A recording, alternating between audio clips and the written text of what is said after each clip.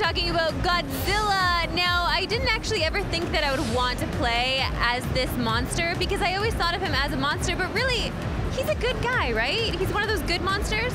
Obviously, it has that duality, like is he a hero or is he a destroyer, or maybe he's both. So obviously in the movies, like he comes out of the water, he's destroying everything, and he's a threat to humanity. But on the flip side, he's also protecting us from these giant other monsters coming in the water too. He treads that thin line. I suppose he's my friend and I want to destroy everything with him. So talk to me about this game. How exactly do the mechanics work?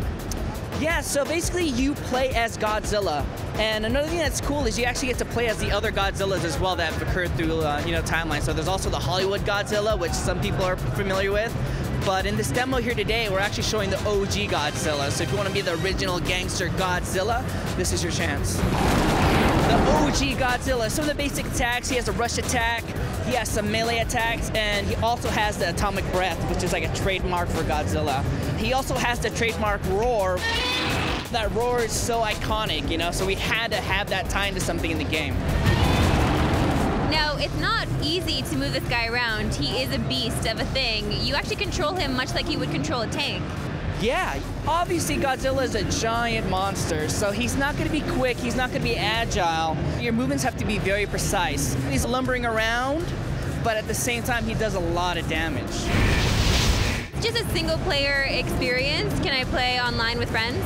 It's a pure single player game. A single player, that means you're packing a lot in one game because you want to give players that game that they can come back to over and over again. So what are you giving gamers here? Why should they pick up this game? So like I said, you can unlock other Godzillas in the past, as well as, there's 3 different modes. So another cool mode in the game is called diorama mode. As a kid, if you had any dinosaur toys or like Godzilla toys, you kind of made your own scene. You can do that in the game. You pick a background, you drop in Godzilla, drop in some decorations in terms of the environment, trees, and you can even drop in enemies. There's also a King of the Monsters mode, which puts you head-to-head against all of the storied enemies that have occurred through the Godzilla franchise.